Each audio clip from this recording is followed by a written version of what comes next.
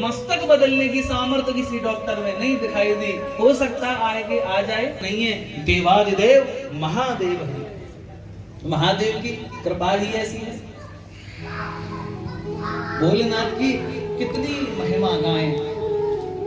भोलेनाथ का स्मरण कर लेते हैं थोड़ा सा। शिव कैलाशों के वासी दौलत संकट हरना, भोले बाबा शंकर संकट हरना। शिव कैलाशों के वासी दौली भारों के तारा,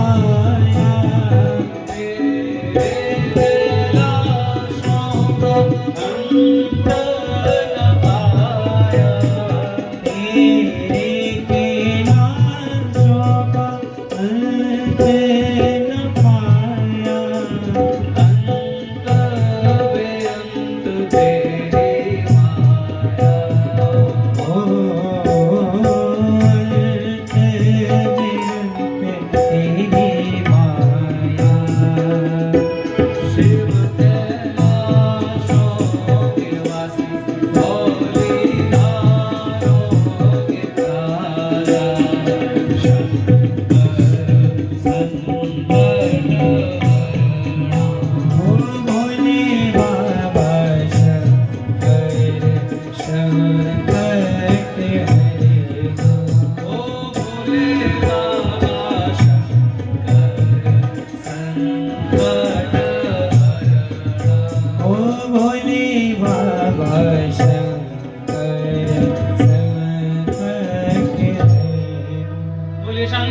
भगवान की जय हो। ऐसे भोले भाले हैं, सब पे कृपा करने वाले, इतना सरल स्वभाव है। कोई वरदान मांगने आ जाए ना तो मना नहीं करते, एक बार को तो दे ही देते हैं, बाद में भले ही समस्या हो जाए तो देखिए। भस्मासुर आया कि प्रभु को ऐसा वरदान दो कि जिसके सिर पे हाथ रखूं वो भस्म हो जाए। भगवान ने तो कह दिया तथास्तु। अब भस्मासुर बोला सबसे बलवान आप ही हो, हाथ के सिर पे मैं पहले हाथ रख के दे दूंगा। बेचारे आगे आगे भागे भोलेनाथ, भैया मैंने ही तो वरदान दिया है, वो कोई भस्म करेगा तू। अब आगे आगे भोलेनाथ भाग रहे, पीछे पीछे भस्मासुर, अरे रुको।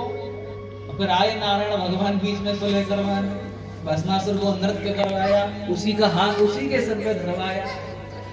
तो ऐसे भोले हैं, देने से पहले सोचते नहीं। बड़ा सरल स्वभाव है हमारे भोलेनाथ का। और ऐसे सुंदर सुंदर श्लोक, ऐसे सुंदर सुंदर उनके स्तोत्र हैं, बड़े ही सुंदर। शिव तांडव स्तोत्र, रुद्राष्टकम, बड़े प्यारे प्यारे। भगवान भोलेनाथ की तो बड़ी कृपा है। शिव जी के पास आकर के सबने स्तुति करी है, और जैसे ही स्तुति करी ना तो स्तुति के प्रभाव से भगवान भोलेनाथ प्रसन्न हो गए। बहुत जल्दी मान जाते हैं ना, बहुत सरल स्वभाव। भगवान प्रसन्न हो गए। जैसा सब कुछ जो बिगड़ा था ना, सब पहले के समान कर दिया। जिसका हाथ नहीं है सर्जरी कर दी, हाथ लगा दिया। इसका पैर नहीं है, सर्जरी कर दी, पैर लगा दिया।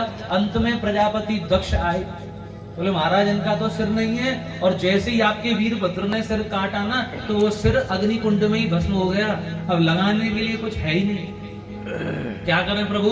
तो भोलेनाथ ने कही कि ये बहुत मैं करता था, बड़ा अहंकारी था, और इसके शरीर के हिसाब से इस पर सूट भी करेगा, तो फिर बकरे का सिर भगवान भोलेनाथ ने दक्ष के ऊपर लगा दिया।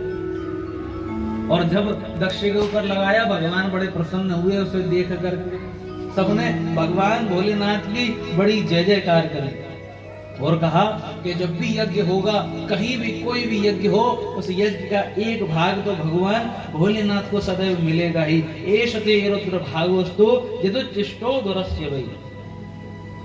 यज्ञ की सामग्री भोलेनाथ की है। दक्ष को बकरे का सिर लगा करके क्षमा कर दिया, और नारायण भगवान ने समझाया कि शिव में और विष्णु में कोई भेद नहीं है। जो लोग भेद करते हैं ना शिव और नारायण में, उनको कभी लाभ नहीं मिलता। शिवस्य हृदयम विष्णु, विष्णुश्च हृदयम शिवम। इसीलिए हरि और हर दोनों एक दूसरे से बड़ा प्रेम करते हैं। भगवान की बड़ी कृपा। सती ने जो देह भस्म करी ना, उस जली हुई देह को लेकर के भगवान इतना प्रेम करते हैं उनसे, उनकी जली हुई देह को लेकर के भगवान चारों ओर विचरण करने लगे। उनके अंग अंग जहां गिरे, वहां पर 52 शक्ति पीठों का निर्माण हुआ।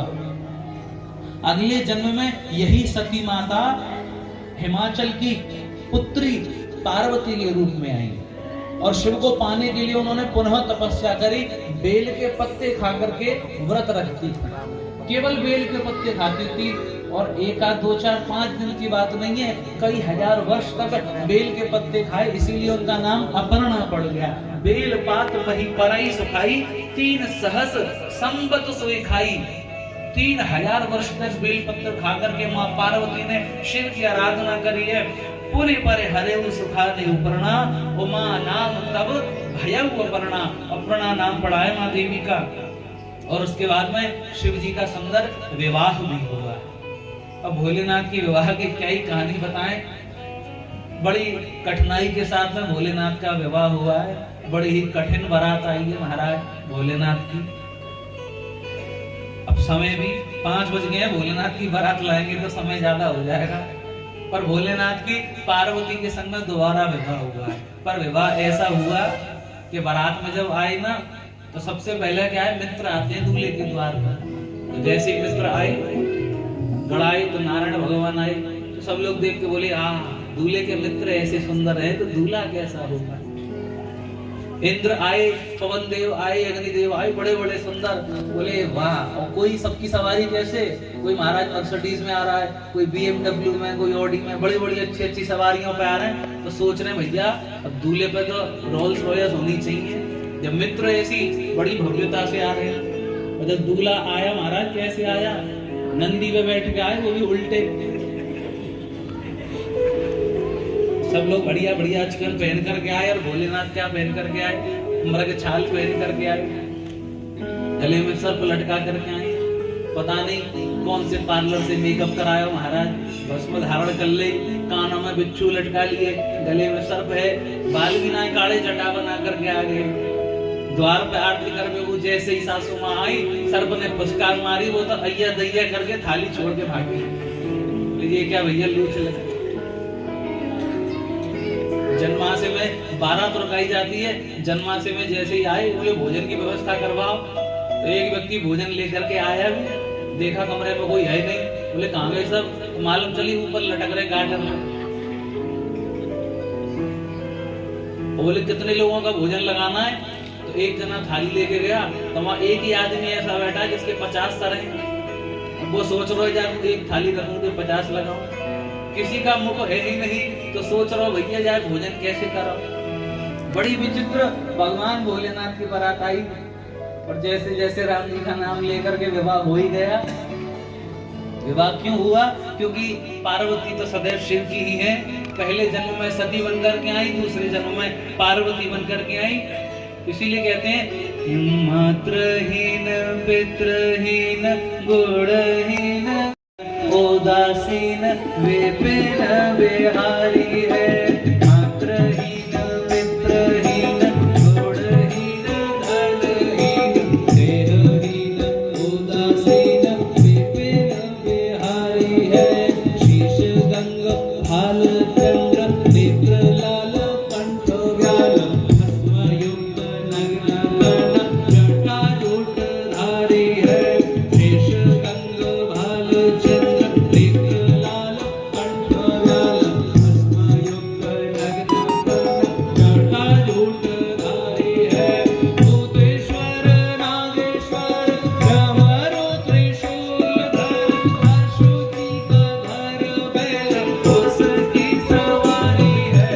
सत्यम शिवम सुंदरम उसे कहे वेद कन्या का तुम्हारी वही शिव अधिकारी है। सत्यम शिवम सुंदरम उसे कहे वेद कन्या का तुम्हारी वही शिव अधिकारी है। सत्यम शिवम सुंदरम उसे कहे वेद कन्या का तुम्हारी वही शिव अधिकारी। तो सदैव सती तो सदैव शिव की ही है, पार्वती सदैव शिव की ही है। भोलेनाथ का बड़ा ही सुंदर विवाह हुआ। आज तक सब शादियों में भोलेनाथ का विवाह ही सुनाया जाता है। जो 7 वचन सुनाए जाते हैं ना शादियों में, वो भोलेनाथ के विवाह के ही वचन है। आज तक उस विवाह को हमारे धर्म ने बनाए रखा है। ऐसा सुंदर भगवान शिव का विवाह हुआ। और शिव जैसा कोई देव नहीं है। जल के चढ़ाए हम लोक से उबार दे तो दूध के चढ़ाए तो दारिद्र भर ले तो है। चावल के चढ़ाए थे, आप सब लोग तो चावल खूब चढ़ा सकते हैं, सूखे नहीं चढ़ाने चाहिए, थोड़े ढीले करके चढ़ा में। चावल के चढ़ाए 14 भुवन दे तो स्वामी, और चंदन के चढ़ाए चक्रवर्ती कर देते हैं। भांग के चढ़ाए भव सागर से पार करें, और बेलपत्र के चढ़ाए विपत्ति हर लेते हैं। कहे कवि केशव देव ऐसे हैं महाशिवदानी, गाल के बजाय से निहाल कर देते हैं। डुम नमः पार्वती पतये हर हर महादेव। एक बार सब मिलके सुंदर भगवान शिव का ध्यान करें। शंकर तेरी जटा में, शंकर तेरी जटा में बहती है गंगाधारा। शंकर तेरी जटा में बहती है गंगाधारा। शंकर तेरी जटा में बहती है गंगाधारा। काली घटा के अंदर जीविता मेरी उतारा। काली घटा के अंदर जिम्मेदारी नहीं उजारा। शंकर तेरी जटा में,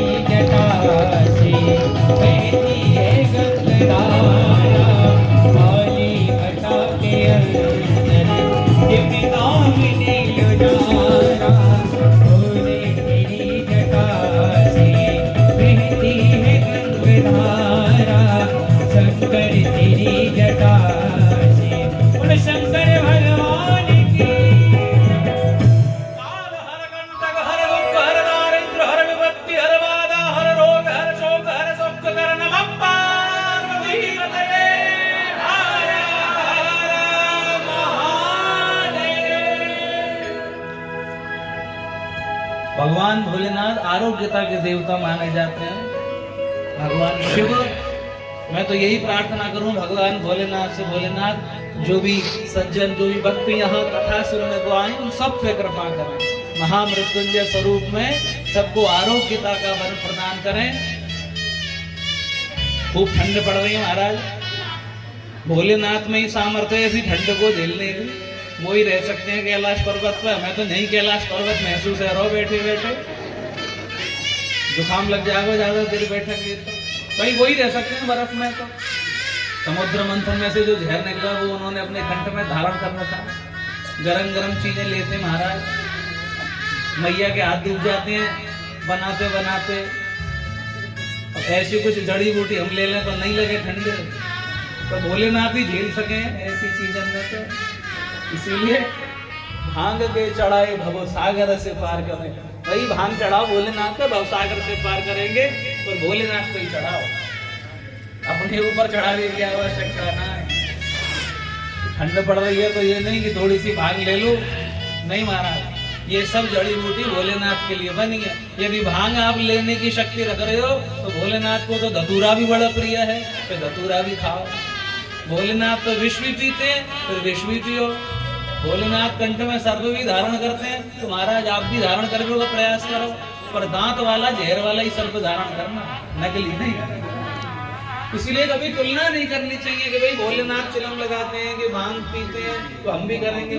तुलना कर ही नहीं सकते, मूर्ख है, अज्ञानी है जो लोग भोलेनाथ को तुलना में रखते हैं। ऐसे भोलेनाथ है, भोलेनाथ की बड़ी सुंदर सुंदर कथाएं हैं, पर यहाँ पे छोटा सा ही भगवान का भोलेनाथ का रूप आया है। आगे की कथा में बताते हैं कि जो उनके दूसरे पुत्र हैं उत्तानुपाद, दो पुत्र है ना, प्रियव्रत और उत्तानुपाद। तो उत्तानुपाद की कथा आती है। उत्तानुपाद ने 2 विवाह किए। पहला विवाह किया सुनीति के साथ में, दूसरा विवाह किया सुरुचि के साथ में।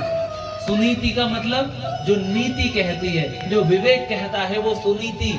और दूसरे कौन है? सुरुचि। सुरुचि मतलब जो हमारा मन कह रहा है, जिसमें हमारी रुचि आ रही है। तो सुनीति के जो पुत्र हैं वो तो हुए हैं छोटे से ध्रुव।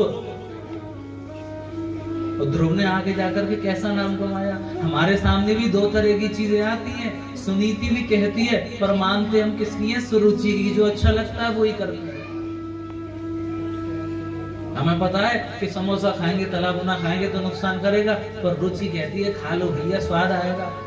रुचि में किए हुए कार्य का परिणाम अच्छा नहीं आता है। तो 2 विवाह किए उत्तानुपाद ने। सुनीति के पुत्र हैं ध्रुव।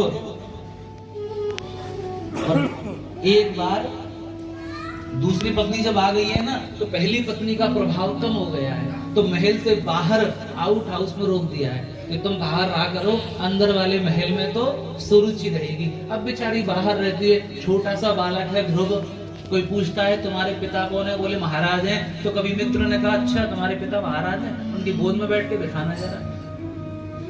छोटा सा बालक पिता की गोद में बैठने को पहुंच गया, जैसे ही गोद में बैठा सौतेली माँ ने देख लिया, माँ ने खींच करके उतार दिया, तेरा अधिकार नहीं है बैठने का, मेरा पुत्र बैठेगा। हाँ ये तेरे पिता होंगे पर तू नहीं बैठ सकता, अपनी माँ के पास जा। उसने कहा माँ क्यों नहीं बैठ सकता मैं? बोले अगर तुझे बैठना है तो दो ही उपाय हैं, या तो साक्षात नारायण ही आकर के बैठा सकते हैं, या तुझे मेरी कोख से जन्म लेना पड़ेगा तो तू बैठ सकता है। ऐसा कहकर के भगा दिया। छोटा सा बेटा अपनी माँ के पास जाकर के रोने लगा। माँ ने समझाया बेटा सही तो कह रही थी तेरी माँ, नारायण सब कुछ करा सकते हैं, भगवान की इच्छा होगी तो तू पिता की गोद में भी बैठ जाएगा। बालक को समझा रही है, और जब कहा कि भगवान चाहेंगे तो गोद में बैठ जाएगा, तो भगवान कहाँ मिलेंगे? तो माँ ने समझाया भगवान तो कहीं भी मिल जाते हैं। बहुत से लोग तो जंगल में जाकर के ढूंढते हैं, बहुत से लोग अपने मंदिर के मन के भीतर ही ढूंढते हैं। बालक के 5 वर्ष के बालक के मन में ये बात घर कर गई, और रात्रि में अपने घर से निकल दिया, तो मैं नारायण को ढूंढ के ही मानूंगा। छोटा सा बालक निकल दिया रात्रि में अपनी माँ को प्रणाम करके, और जैसे ही जंगल में पहुंचा, जंगल में जैसे ही पहुंचा तो नारद जी ने देखा कि छोटा सा 5 वर्ष का बालक भगवान को प्राप्त करने जा रहा है। ठंड बहुत है, कहीं ठंड न लग जाए, कहीं जीव जंतु ना खा जाए। तो नारद जी समझाने को आए। बालक से कह रहे कहाँ जा रहे हो? तो भगवान की प्राप्ति करने। बोले छोटे से हो तो मैं जानवर खा जाएंगे, भगवान कुछ नहीं मिलेगा, शेर मिल जाएगा, चट कर जाएगा तुम्हें। बालक ने पूछा आप कौन? आपसे सलाह मांगी मैंने, आप हो कौन? तो नारद जी बता रहे मैं नारद हूँ। तो छोटा सा बालक कह रहा है आप नारद हो ही नहीं सकते। बोले अरे ऐसे क्यों? मैंने सुना है कि नारद हो देव दर्शन, जिसको नारद मिल जाए ना उसे नारायण भी मिल जाते हैं, और आप मुझसे कह रहे हैं कि वापस घर लौट जा, आप नारद हो ही नहीं सकते। अब जैसे ही नारद जी ने ये बात सुनी तो नारद कह रहे ये तो बढ़िया चेला मिला है, इसको चेला बना लेंगे तो ये भगवान को प्राप्त कर ही लेगा। गुरु भी चाहता है कि हमको कोई चेला मिले तो बढ़िया मिले कि हमारा नाम हो। तो नारद जी ने मंत्र दिया। कौन सा मंत्र दिया? द्वादशाक्षरी, आप सभी जानते हैं कौन सा मंत्र है? ओम नमो भगवते वासुदेवाय।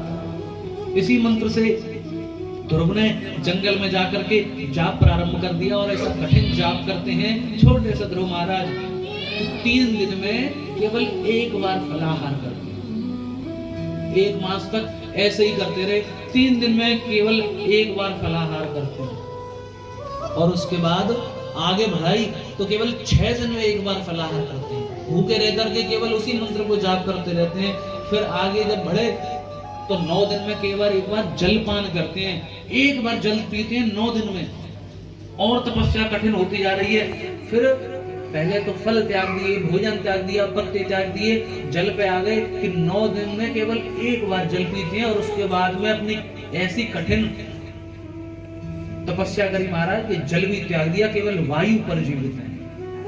हम सब लोग को ये बात मान करके आश्चर्य होता है ना कि भोजन कर ही नहीं रहे, केवल वायु पर जीवित है। तो महाराज आज भी हिमालय में, आज भी बर्फ में, पहाड़ों पर ऐसे कई संत ऋषि मुनिगण हैं जो आज भी बिना भोजन के जीवित रहते हैं, केवल वायु से। छोटे से ध्रुव महाराज ने 12 दिन में केवल 1 बार वायु का ग्रहण करते हैं। 5वें महीने में जाकर के महाराज ऐसा प्राण वायु चढ़ाया कि सांस लेना भी बंद कर दिया। नैवं विदाम भगवान प्राण रोध, प्राण वायु को ऐसा चढ़ा लिया कि चराचरस्य अखिल सत्वधामना, सकल जगत में वायु बंद हो गई, सब देवताओं की सांस रुक गई, और भगवान को दर्शन देने के लिए आना पड़ा। उस छोटे से 5 वर्ष के बालक को दर्शन करने के लिए साक्षात नारायण आए हैं। अब बाहर भगवान खड़े हैं और 5 वर्ष का बालक तपस्या कर रहा है, ओम नमो भगवते वासुदेवाय, हृदय में भगवान का दर्शन कर रहा है, पर नारायण तो सामने खड़े हुए हैं। भगवान सोच रहे हैं नेत्र तो खोल, पर नेत्र कैसे खोले? तो भगवान ने जो हृदय में दर्शन कर रहा था ना, हृदय से भगवान ओझल हुए, और जैसे ही हृदय से ओझल हुए सामने नेत्र खोल के देखता है तो शंख चक्र गदा पद्म लेकर के साक्षात नारायण भगवान खड़े हुए हैं। 5 वर्ष का बालक है, भगवान की स्तुति करना भी नहीं जानता, भगवान की भजन गाना भी नहीं जानता, ना कोई मंत्र जानता है, ना कोई यंत्र जानता है। भगवान की स्तुति करना चाहता है पर मुख में शब्द नहीं है। भगवान ने अपना शंख लेकर के उसके कपोल से स्पर्श कराया, सभी चारों वेदों का, सभी पुराणों का ज्ञान हो गया। हाथ जोड़ करके भगवान की स्तुति करता है कि योऽन्तः प्रविश्य मम वाचमिमां प्रभुत्वं संजीवयत्यखिल शक्तिधर स्वधाम्ना। भगवान की स्तुति करता है। छोटे से बालक को भगवान हृदय से लगा लेते हैं। वर्षों बीत जाते हैं, कई कई जन्म बीत जाते हैं, भगवान को प्राप्त नहीं कर पाते। यहाँ 5 वर्ष के बालक ने अपनी जिद से नारायण को प्रकट कर दिया। भगवान ने हृदय से लगा लिया। भगवान ने कहा कि वर मांगो। भूल गया वर मांगना। भगवान से कहता है भगवान ऐसा वर दो कि कभी कुछ मांगने की इच्छा हो भी नहीं। भगवान प्रसन्न हो जाते हैं, कहते हैं पुत्र मुझे मालूम है तेरी सौतेली माँ ने तेरे पिता की गोद से तुझे उतार दिया ना, कहा कि तू इस सिंहासन का अधिकारी नहीं। मैं आशीर्वाद देता हूँ कि 36,000 वर्ष तक राज करोगे और 36,000 वर्ष राज करने के बाद भी मृत्यु तुम्हारा कुछ नहीं बिगाड़ पाएगी। मृत्यु के सिर पर पैर रख करके छोटे से ध्रुव महाराज भगवत धाम को चले गए और आज भी ध्रुव तारा बन करके चमक रहे हैं। उत्तर दिशा में प्रतिदिन आज भी ध्रुव तारा हमें दर्शन देता है कि छोटे से ध्रुव भगवान 5 वर्ष के बालक ने भगवान को पा लिया। और आप सब क्या सोचते हैं कि बुढ़ापे में जाकर मिलेंगे भगवान? ताजी ताजी फल चढ़ाओगे भगवान को या सड़ा हुआ? बचपन में हम सोचते हैं पढ़ाई करेंगे, युवावस्था में सोचते हैं कि विवाह करेंगे, कमाई करेंगे। बचपन में पढ़ाई, युवावस्था में कमाई, तो वृद्धावस्था में क्या बचेगा? ठाकुर जी के भजन करने के लिए आपका बूढ़ा होना आवश्यक नहीं है। महाराज ताजी ताजी फल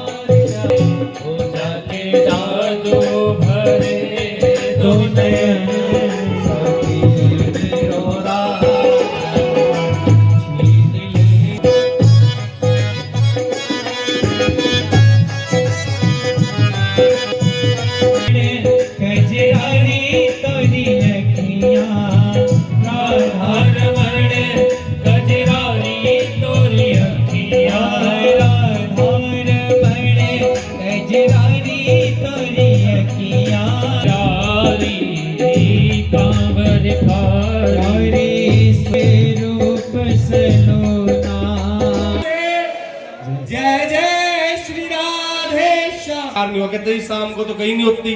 तो भगवान की तो 4 पैर पूजा है शंकर जी की। तो उस समय में वीरेंद्र बंसल जी ने आगे आकर के शिव पुराण को रख के पहला पुराण, हमारे चेयरमैन साहब भी हैं और हमारे यजमान भी हैं, तो इन्होंने वो मेरा संकल्प प्रथम पुराण का पूर्ण कराया था। वो हमारे मध्य में है।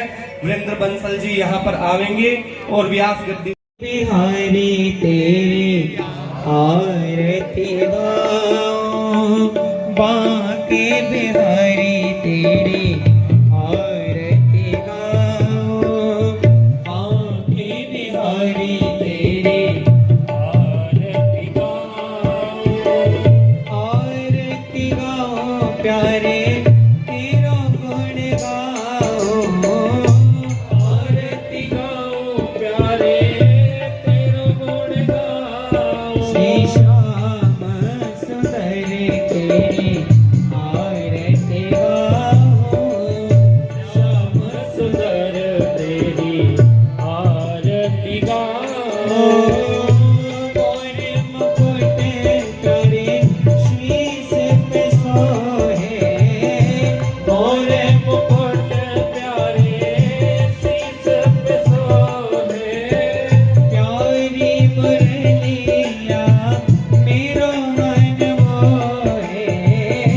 प्यारी मुरलिया मेरो मन मोहे एक छवि बने हरि में जाऊं माँ के बिहारी तेरी आरती गाऊं चरणों से निकली है गंगा प्यारी चरणों से निकली है गंगा प्यारी जिसने सारी दुनिया तारी जिसने सारी दुनिया तारी उन चरण के दर्शन पाऊं के बिहारी तेरी आरती गाऊं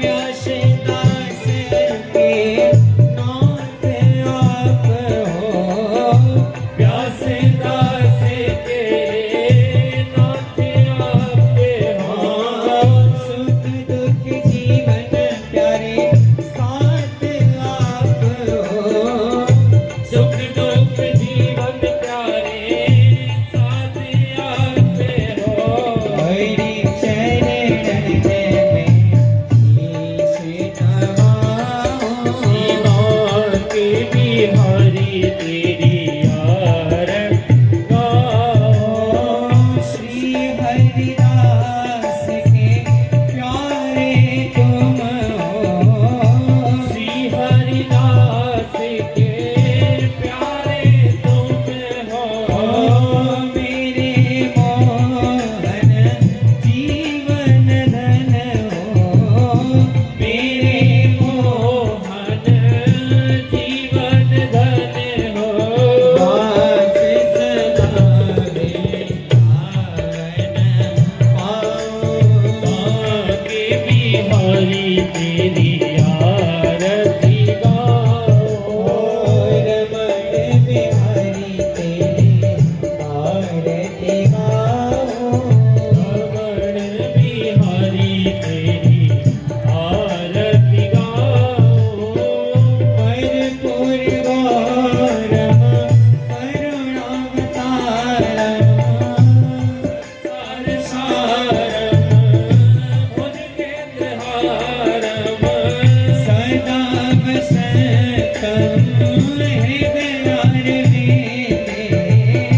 भवं भवामि सहितं नमामि त्वमेव माता च पिता त्वमेव त्वमेव बन्धुः सखा त्वमेव त्वमेव विद्या द्रविडं त्वमेव त्वमेव सर्वं मम देवदेव श्री बांके बिहारी तेरे आरती गाऊं बांके बिहारी तेरी आरती गाऊं रमण बिहारी तेरी आरती गाऊं रमण बिहारी तेरी आरती गाऊं ॐ पात्रमध्ये स्थितं दोयं रामिदं मारार्तिक्योपरि अङ्गलग्नं मनुष्याणां सर्वपापं व्यपोहति सर्वकष्टं व्यपोहति सर्वदुःखं व्यपोहति ॐ जलेन शीतलीकरणेन स्वात्माभिवन्दनादहस्ते पुष्पं गृहीत्वा मन्त्रपुष्पाञ्जलिं कुर्यात् ॐ यज्ञेन यज्ञमयजन्त देवास्तानि धर्माणि प्रथमान्यासन्नाते हनाकं महिमानः सचन्दपूर्वे साध्याः सन्ति देवाः ॐ राजाधिराजाय प्रसय्यसाहिने नमो वयं वैश्वरणाय कूर्महे समे कामान् कामकामाय मह्यं कामेश्वरो वैश्वरणो ददातु कुबेराय वैश्वरणाय महाराजाय नमो नमः ओम विश्वतश्च चतुर्विश्वतो मुखो विश्वतो बाहुर्विश्वतस्मात् संबाहुभ्यां धमनि संपदत्रैर्द्यावा भूमि जनयन्त देव एकः ओम एकदन्ताय विद्महे वक्रतुण्डाय धीमहि तन्नो दन्ती प्रचोदयात् ओम नारायणाय विद्महे वासुदेवाय धीमहि तन्नो विष्णुः प्रचोदयात् ओम तत्पुरुषाय विद्महे महादेवाय धीमहि तन्नो रुद्रः प्रचोदयात् ओम महालक्ष्मी च विद्महे विष्णुपदने च धीमहि तन्नो लक्ष्मीः प्रचोदयात् ओम नन्दनन्दनाय विद्महे राधावल्लभाय धीमहि तन्नो श्रीकृष्ण प्रचोदयात् ओम अंजनीसुताय विद्महे वायुपुत्राय धीमहि तन्नो हनुमत् प्रचोदयात् सेवन्तिकावकुलचम्पकपाटलाभे पुन्नाकजातिकरवीररसालपुष्पे बिलवप्रवाल तुलसीदलमञ्जरीवे त्वां पूजयामि जगदीश्वर मे प्रसीद आवाहनं न जानामि तवार्चनं पूजां चैव न जानामि क्षम्यतां परमेश्वर मंत्रहीनं क्रियाहीनं भक्तिहीनं सुरेश्वरी यद्पूजितं मया देवी परिपूर्णं तदस्तु मे गतं पापं गतं दुःखं गतं दारिद्र्यमेव च आगता सुखसम्पत्तिर्पुण्योऽहं तव दर्शनात् नाना सुगन्धपुष्पाणि यथा कालोद्भवानि च पुष्पाञ्जलिर्मया दत्तं गृहाणं परमेश्वर दिव्यमन्त्रपुष्पाञ्जलिं समर्पयामि यानि कानि च पापानि जन्मान्तरकृतानि च तानि सर्वाणि नश्यन्तु प्रदक्षिणं पदे पदे नमः सर्वहितार्थाय जगदाधार हेतवे साष्टाङ्गोऽयं प्रणामस्ते प्रयत्नेन मया कृतः पापोऽहं पापकर्माहं पापात्मां पापसम्भव त्राहि मां पार्वतीनाथ सर्वपापहरो भव सर्वकष्टहरो भव सर्वरोगहरो भव ॐ द्योः शान्तिरन्तरिक्षगं शान्तिः पृथिवी शान्तिरापः शान्तिरोगधयः शान्तिः वनस्पतयः शान्तिर्विश्वे देवाः शान्तिर्ब्रह्म शान्तिः सर्वगुं शान्तिः शान्तिरेव शान्तिः सामा शान्तिरेधि ॐ सर्वे भवन्तु सुखिनः सर्वे